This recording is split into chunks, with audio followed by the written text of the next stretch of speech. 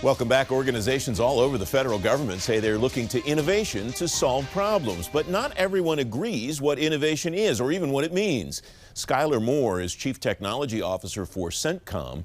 At Soft Week 2023, I asked her to define innovation as CENTCOM sees it. In very simple terms for us, innovation is walking into a room and immediately asking the question, how could I do this better? Whether it is a process, whether it is leveraging technology. To us, technology is part of innovation, but the reality is that innovation is much broader than that. It is more about a mindset and constantly looking to see if there is a more creative, more efficient, more effective way of going about things. In the national defense space, whenever I hear mindset, that equals culture to me. 100%. Yeah.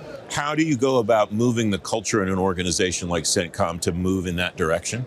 There are a couple of different ways of going about it. I think that first and foremost is having the right leadership, which we certainly do. General Kurilla has a proven track record of injecting innovation into whatever organization he goes to. I think that there's an energy and a mindset that he can bring to CENTCOM that really changes the entire cultural overall. But in addition to that, we can also implement certain mechanisms, processes, and anchors, so to speak, that force people to hopefully consensually go along on that pathway. Yeah. So one of them for us is Innovation Oasis. So what that is an event where we solicit good ideas from across the command. It could be a sergeant, it could be a general, whoever has an idea of how to make something better. To that earlier point of what does innovation mean? They've looked at a problem and they've said, I think there's a better way of going about this. And so we have Innovation Oasis 2 coming up in May at the end of this month, and that will have finalists from across our components coming forward and presenting their good ideas to our commander and to a range of panelists.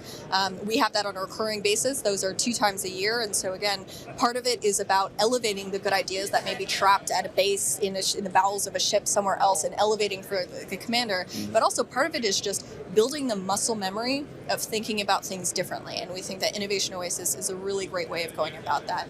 In addition to that, we've got sprints going on. So we have monthly recurring capability sprints that are sometimes software centric, sometimes hardware centric. But the idea is to change the way that the organization thinks about the timeframes in which we can update our capability. Because sometimes in the department we think on slightly longer timeframes, but here at the command we are really emphasizing to folks that we can give you a better product, we can give you a better way of doing something in the span of weeks, not 5 years, not 10 years, but weeks. And we are a command that has an abundance of right now problems that need solutions right now, and so to the extent that we can enable that, we would like to.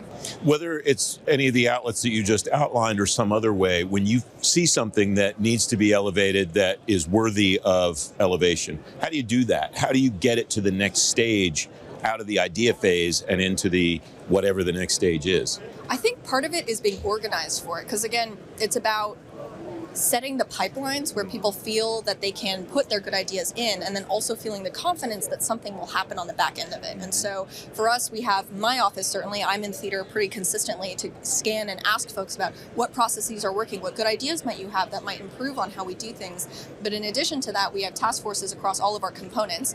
Task Force 3-9 is for the Army component, Task Force 5-9 for the Navy component, and Task Force 9-9 for the Air Force component.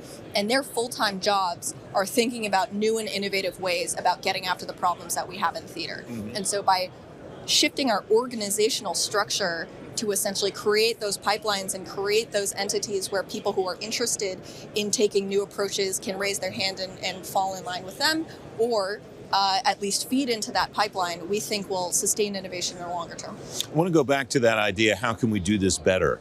Does that concept make it easier or harder? And does the idea that it's not just technology make it easier or harder to get people to wrap their heads around the idea of what works or what could potentially work? I think the harder part is getting folks to focus on one piece and understanding what the prioritization. And after you've asked that first question, prioritizing what you're going to get after first becomes a really substantive issue, because you can imagine a world where everybody is, okay, we've changed the culture, everybody's walking into a room and saying, how do I fix this? But then suddenly you have all of these tiny fires, none of which are getting enough attention to build into something more substantive. And so for the command, we've been able to focus our efforts more around the particular exercises. As a combatant combatant command, one of our great benefits is that we have these recurring exercises both by ourselves and also with our partners in theater. And so by using those events to signal to everyone what the priorities for the command are, we can then help organize folks a little bit and say, when you're walking into a room, think about this particular problem set and if there's something you can contribute. One of the challenges that you alluded to a few moments ago is the speed challenge inside the department. It's also a silo challenge that people talk about a lot. What's the innovation community look like in your view in DoD, and how are you plugged into that in order to make sure that something that works for you isn't limited only to CENTCOM? We're really fortunate to have fantastic partners across the department.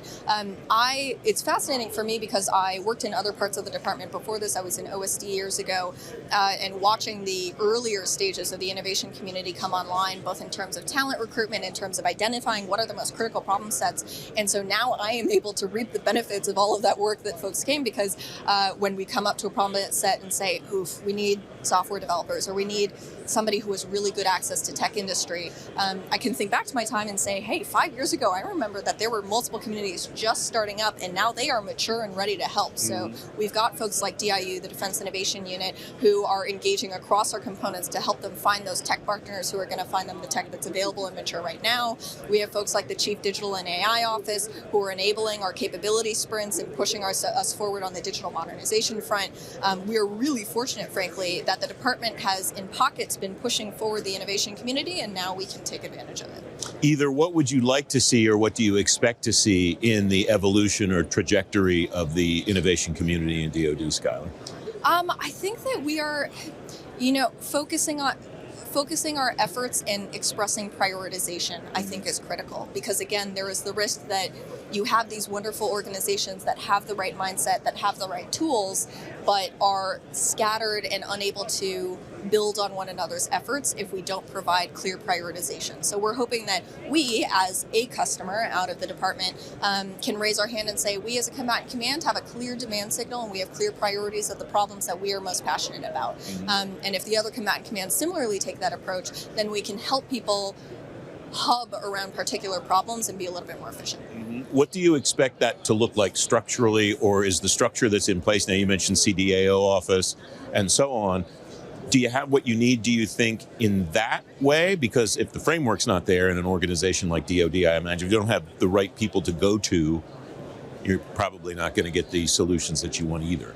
I think we're close. I think there are certain areas where we have more depth than others. So engagement with the tech sector, I think we are in a pretty good shape because each of the services have focused on this. OSD has focused on this. We have when I look out at the innovation landscape, we have a number of partners that we can reach out to and ask for help on that front. From a talent perspective, it's been fascinating to see because there are pockets of it scattered across the department. But again, perhaps because we are still working on prioritizing, they haven't centered around particular problem sets where we can clearly say, boy, if I need a cloud engineer or if I need a software developer, I know exactly where to go for it. Yeah.